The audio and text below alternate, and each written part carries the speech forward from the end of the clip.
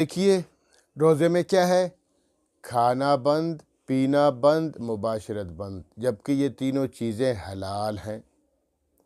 حرام چیزیں کھانے سے بھی منع فرمایا گیا ہے کہ اب تمہارے لیے اس پورے مہینے میں صبح صادق سے لے کر غروب آفتاب تک کھانا بھی حرام، پینا بھی حرام، مباشرت بھی حرام، حلال چیزیں حرام ہو گئی۔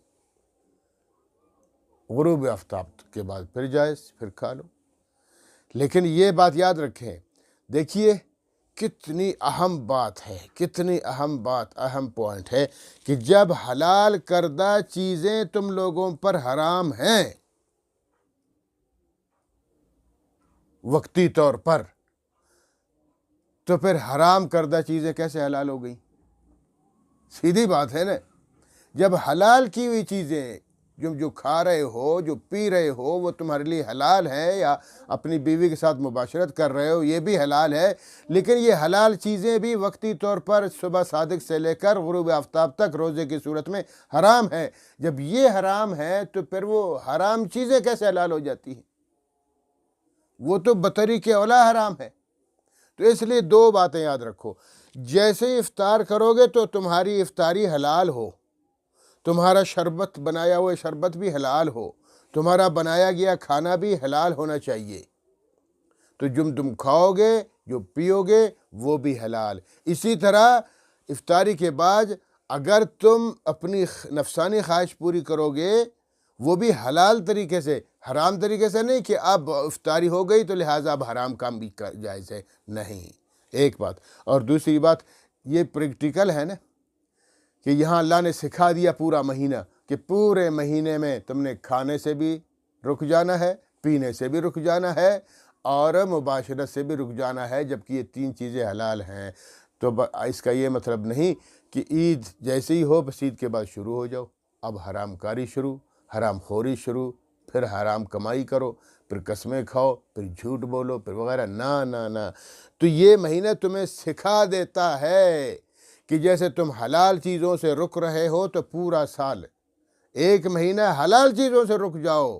تاکہ پورا سال حرام چیزوں سے رک جاؤ۔ اس لیے اس آیت کریمہ میں اللہ رب العالمین نے اس چیز کا حکم فرمایا کہ وَلَا تَأْكُلُوا أَمْوَالَكُمْ بَيْنَكُمْ بِالْبَاطِلِ، وَلَا تَأْكُلُوا، نہ کھایا کرو اموالکم اپنے مالوں کو، بینکم آپس میں، بالباطل، باطل طریقے سے، باطل طریقے سے تجارت کرتے ہو، باطل طریقے سے ملازمت کرتے ہو، باطل طریقے سے زراعت کرتے ہو، جو بھی کام کرتے ہو کما لیتے ہو، اگر باطل طریقے سے کرتے ہو تو یہ تو حرام ہے، کسی صورت جائز نہیں ہے، بالکل غلط ہے۔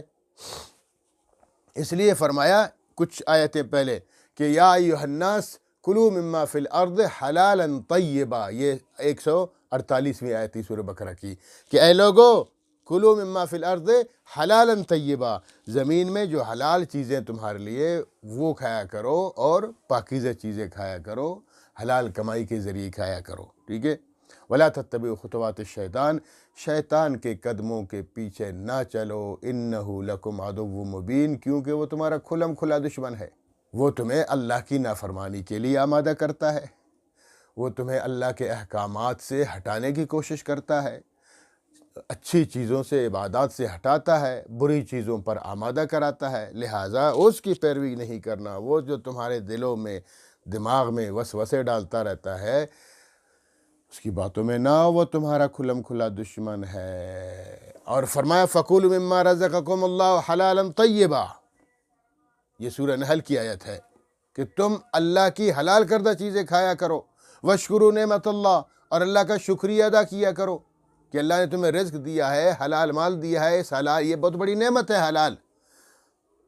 تو اس لیے فرمایا وَاشْكُرُوا لِلَّهِ، وَاشْكُرُوا نِعْمَتَ اللَّهِ، اللہ کی نعمتوں کا شکریہ بھی ادا کرو، ان کنتم ایاہ تعبدون، اگر واقعتاً، حقیقتاً تم اس کی عبادت کرنے والے ہو، اس کو معبود برحق ماننے والے ہو، اور اپنے آپ کو اس کی مخلوق سمجھ